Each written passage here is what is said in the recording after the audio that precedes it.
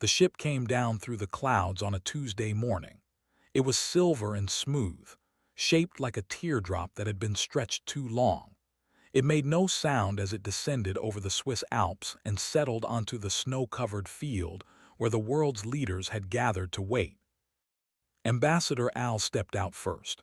He was tall and thin, with gray skin that seemed to shift colors in the sunlight. His eyes were large and black, and when he spoke, his voice carried a strange echo, like two people talking at once.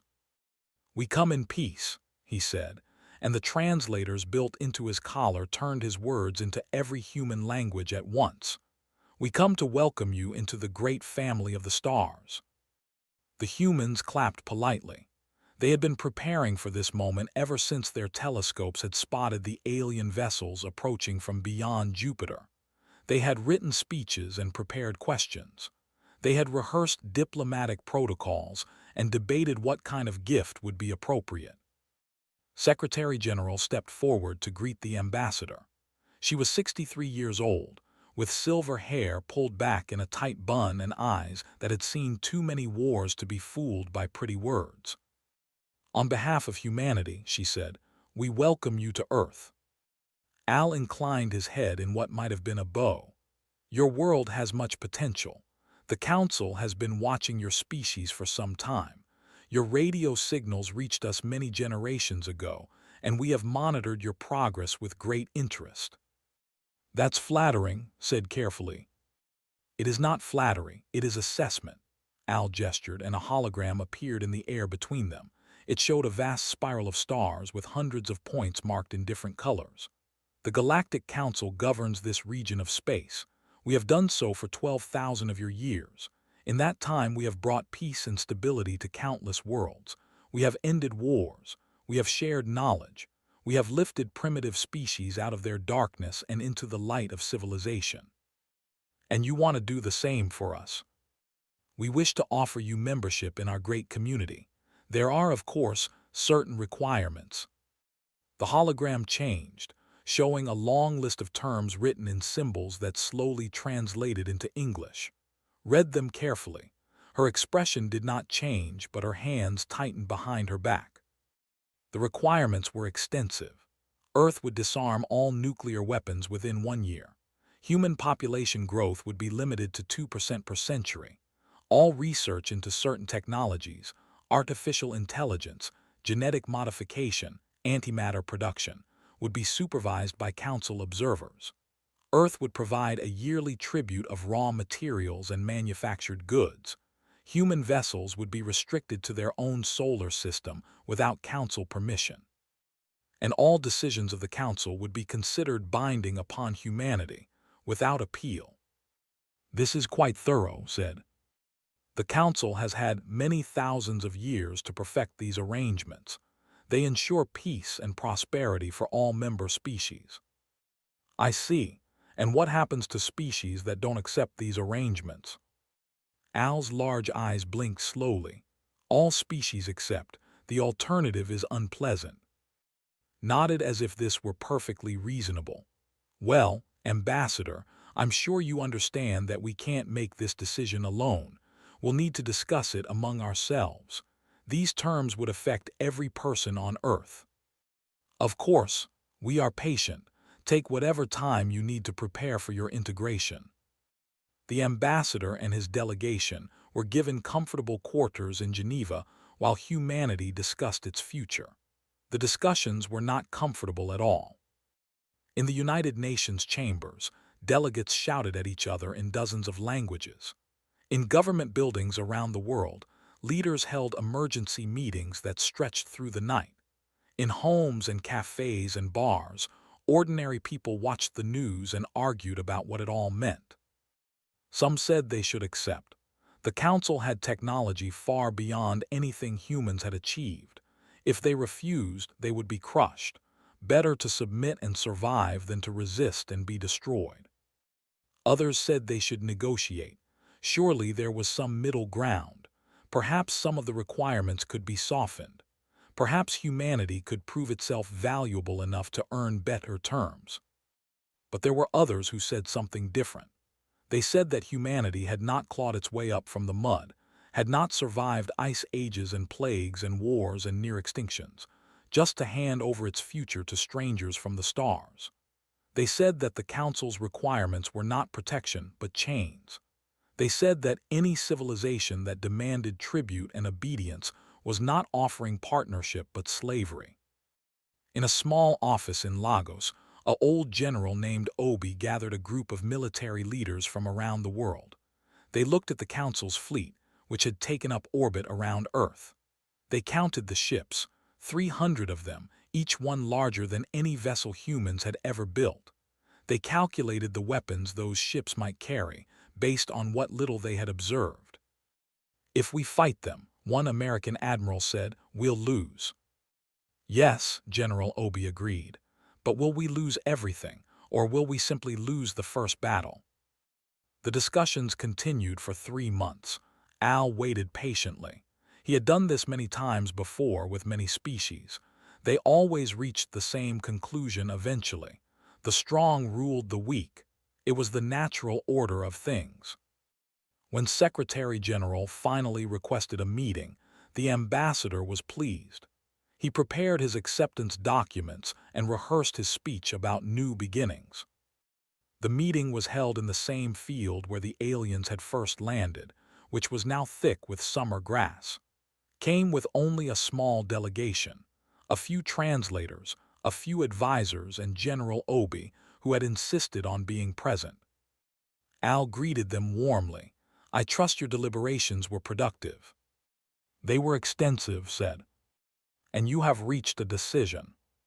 "We have." Took a deep breath. She was about to change human history forever, and she knew it. "Ambassador, on behalf of the 8 billion people of Earth, I must inform you that we decline your offer of membership in the Galactic Council." Al's translator collar crackled with static. For a long moment the ambassador said nothing. His gray skin had gone very still. "I do not understand," he said finally. "You decline." "Yes. You understand what this means." "We understand that you will likely try to force us to comply. We understand that your fleet could destroy our cities. We understand that by any reasonable measure we cannot win a war against you." His voice was steady. "We decline anyway. This is unprecedented. No species has ever refused integration." "Then we'll be the first." Al's large black eyes moved from to General Obi, who stood silent and watchful behind her. Something in the old soldier's gaze made the ambassador uncomfortable in ways he could not explain. "You are making a terrible mistake," Al said. "The Council does not make threats. The Council makes promises. If you refuse our protection, you will face our correction." "We understand. You will suffer. Probably. You will die." "Some of us," smiled then, and there was no warmth in it. "But not all of us. Never all of us. That's something you should understand about humanity, Ambassador. We've been killing each other for 100,000 years, and we still haven't managed to wipe ourselves out. We're very good at surviving things that should destroy us. It's practically our only talent."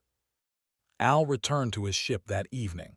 His report to the Council was brief. The humans had refused. The Council's response was equally brief: dispatch the enforcement fleet. 300 warships departed from the Council's nearest military base, a journey that would take 6 standard rotations. They carried enough firepower to crack a planet's crust. They had never failed to bring a species to heel. On Earth, humanity watched them come. They saw the fleet as a growing cluster of lights in their night sky, moving closer each day. They felt fear, certainly, but they also felt something else, something that had defined their species since the first human had picked up a rock and refused to be prey. They felt defiance. General Obi stood on a rooftop in Lagos and watched the lights growing brighter. Beside him, his granddaughter held his hand. "Grandpa," she asked, "are we going to lose?"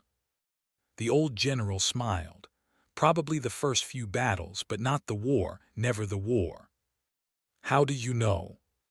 Because we're too stubborn to lose and too mean to die. He squeezed her hand. Now come, we have a lot of work to do. The enforcement fleet arrived on a Monday morning, 6 months after humanity had said no. They expected to find a frightened planet ready to beg for mercy. They were wrong. Fleet Commander had studied humanity's history during the journey to Earth. He had read about their wars, their empires, their endless capacity for violence against each other. He had concluded that this would be easy. A species so divided against itself would surely crumble at the first show of real force. His fleet took up position in orbit around Earth, 300 vessels arranged in perfect formation, opened communications and broadcast a simple message to the planet below. People of Earth, the Galactic Council offers you one final opportunity to accept integration peacefully. You have one planetary rotation to reconsider your decision. If you do not comply, we will begin enforcement actions. Resistance is not merely futile, it is foolish. The response came not from Secretary General, but from a man did not recognize. He later learned that his name was James, and that he was the operator of a radio telescope in California. Hey, Commander, I'm just a scientist, so I don't speak for anyone official, but I thought you should know something. I've been listening to the calls coming in from all over the world, and the general consensus seems to be that you can take your offer and shove it somewhere unpleasant. Have a nice day. The transmission ended with a burst of static and what sounded like human laughter. Was not amused.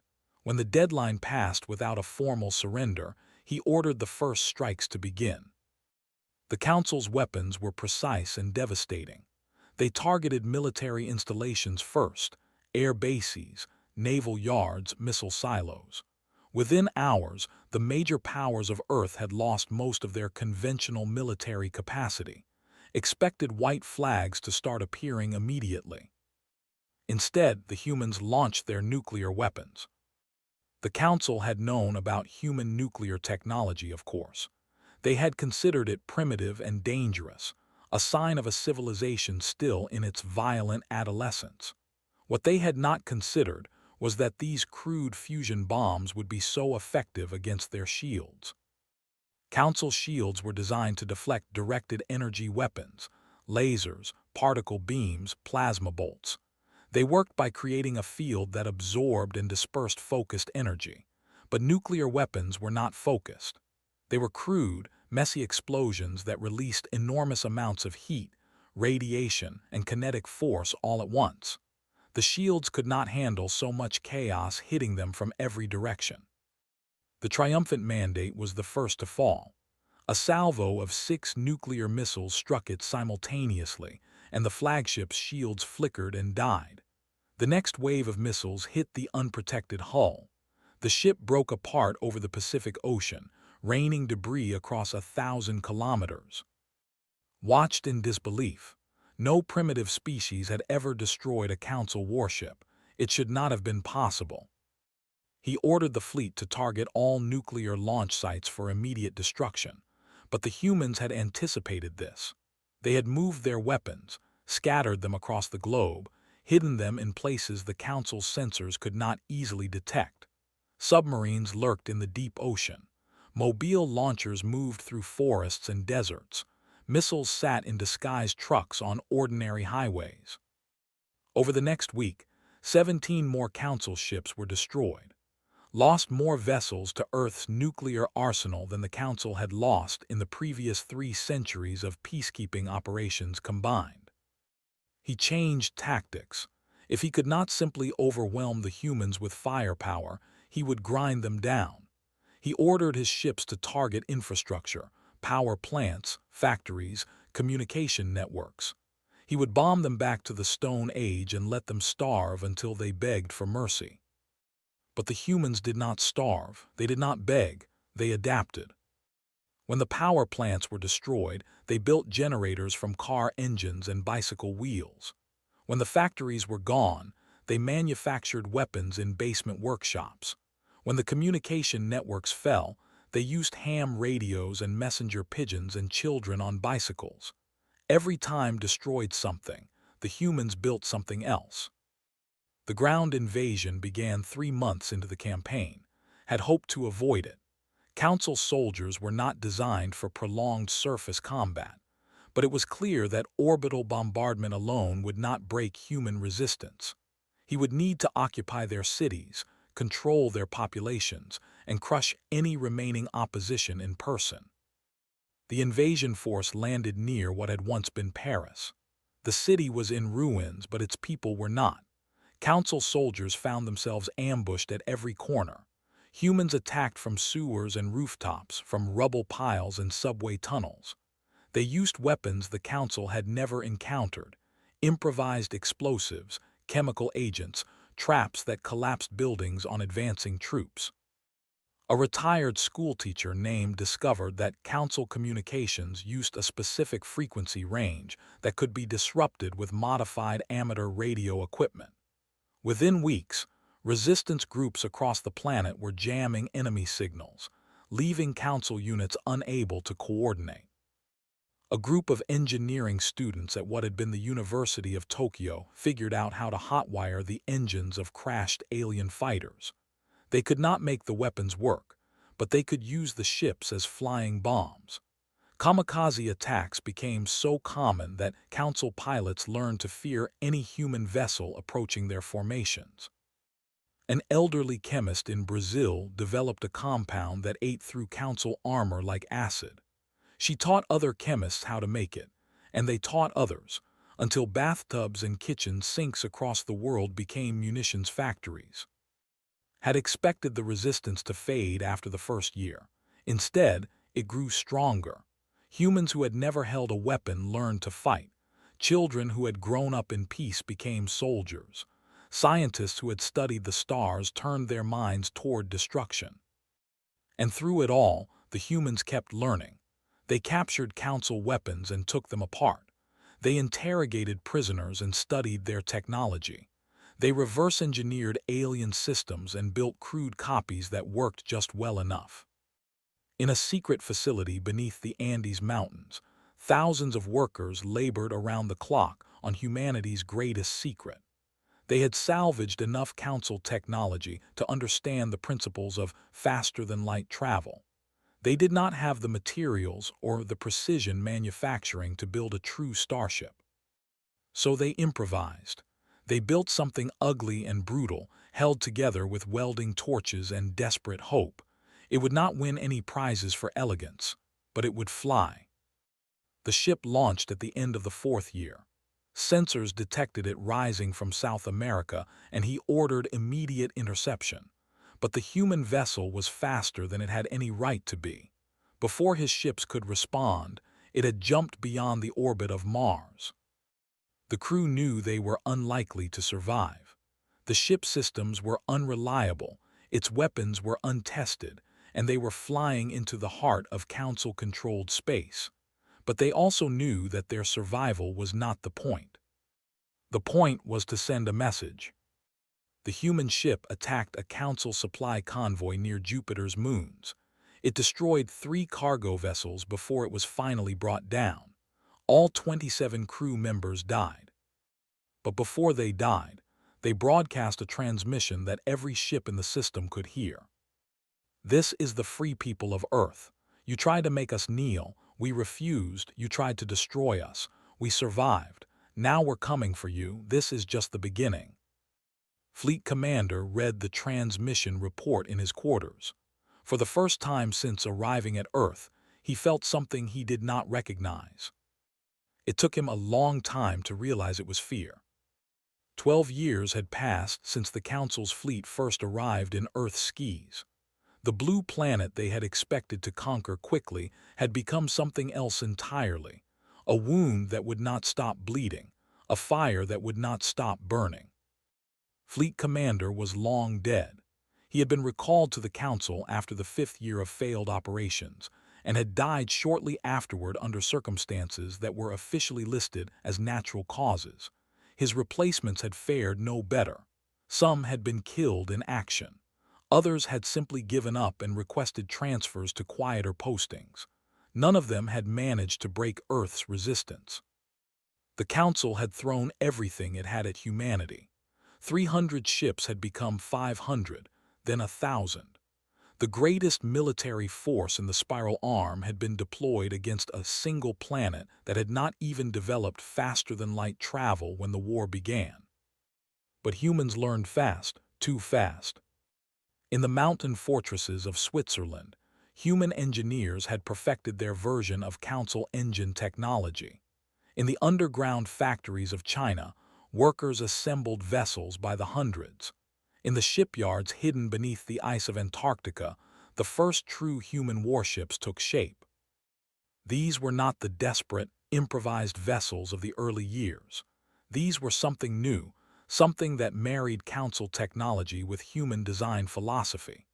Council ships were elegant and efficient, built to exact specifications by engineers who valued precision above all else. Human ships were ugly and brutal, designed by people who expected everything to go wrong and planned accordingly. Where a Council ship had one power core, a human ship had three. Where Council shields failed if a single generator was damaged, human shields had backup systems for the backup systems. Where Council weapons were precise surgical instruments, human weapons were hammers designed to smash through anything in their path. The Council called them abominations. The humans called them beautiful. Stood on the bridge of the flagship, watching the stars wheel past the viewports. She was 41 years old now, with gray streaking her dark hair and scars mapping the history of the war across her body. Before the invasion, she had been a graduate student studying alien linguistics. She had dreamed of being the first human to communicate with extraterrestrial intelligence. Now she commanded a fleet of 200 vessels and had killed more beings than she could count. "Admiral," her communications officer said, "we're receiving confirmation from all task forces. The fleet is in position." Nodded, "And the Council forces?" "They're holding formation around the relay station, just as intelligence predicted. Approximately 50 vessels, mostly support craft. They don't know we're here." The relay station was a crucial node in the Council's communication network. It connected a dozen occupied worlds to the Council. If it fell, those worlds would be cut off, unable to call for reinforcements or coordinate their defenses. "Begin the approach," ordered. "Silent running until we reach engagement range." The human fleet moved like ghosts through the dark between stars. They had learned much about Council sensors over the years, had found their blind spots and weaknesses. The Council still thought of humans as primitives who had gotten lucky with their nuclear weapons. They had not yet understood how quickly humans could adapt, how ruthlessly they could improve. The battle was short and brutal. The human ships erupted from the darkness with weapons blazing, catching the Council defenders completely by surprise. Within 20 minutes, the relay station was an expanding cloud of debris, and every Council vessel in the system was either destroyed or fleeing. Watched the destruction without emotion. She had learned to turn that part of herself off during combat. Later, in her quarters, she would feel the weight of all those deaths, but not now, not yet. "Send the standard message," she said. "Let them know who did this." The message was the same one human forces had been broadcasting for years, ever since they had begun to turn the tide of the war. It was simple and direct, like the humans themselves. "This system is now under the protection of the Terran Defense Force. Any Council vessels entering this space will be destroyed. Any species seeking freedom from Council rule will find allies here. We are humanity. We do not kneel." The broadcast went out across every frequency, impossible to ignore. Across the occupied worlds of the Spiral Arm, beings who had known nothing but Council rule for thousands of years heard it and wondered. The Council itself heard it too. In the great chambers where they had ruled for 12, the representatives of 100 species watched the humans spreading across the stars like a plague. They debated endlessly about what to do. Some called for negotiation. Others demanded more ships, more weapons, more force. But a growing number said something different. They looked at their ancient records, at the long list of species they had conquered and controlled, and they noticed something troubling. The humans were not just fighting for themselves. They were freeing others. Every system the humans captured, they offered a choice: join them or remain neutral. They demanded no tribute, enforced no quotas, imposed no restrictions. They asked only that freed species not help the Council, and in exchange, they provided protection. It was a simple strategy, and it was devastatingly effective. Species that had accepted Council rule for generations suddenly had an alternative, and many of them were very eager to try something new. The Council convened an emergency session, their third in as many months. Ambassador Al, who had survived the war by virtue of being far from any combat zone, was called to testify about the species he had first contacted so many years ago. "You told us they would submit," the council speaker said. "You told us they were primitives who would be grateful for our guidance." Al's gray skin had gone pale. "I reported what I observed. They were divided, violent, irrational. All the signs indicated they would fold under pressure. And yet they did not fold. They adapted. They grew stronger. They have now destroyed more council ships than we lost in the previous 10,000 years combined. Explain this." "I cannot explain it. They should not have been able to do any of this. By every metric, by every model, they should have surrendered within the first year. They did not. I do not know why." A voice spoke from the back of the chamber. It belonged to a representative of a species that had been conquered by the Council 40 centuries ago. They had been model subjects ever since, quiet, compliant, useful. "I know why," the representative said. The chamber fell silent. They rarely spoke in council sessions. They rarely did anything but agree with whatever the majority decided. "When you conquered us," they continued, "you killed everyone who resisted. You hunted them down systematically until only the obedient remained. You bred the resistance out of us over generations. We learned to submit because those who did not submit were eliminated. This is not relevant. But you did not do that to the humans. You could not. There were too many of them, and they were too scattered, and they fought too hard. You destroyed their cities, but they hid in their mountains and forests. You killed their soldiers, but their civilians picked up weapons. You thought you were crushing them, but you were only teaching them." The chamber was very quiet now.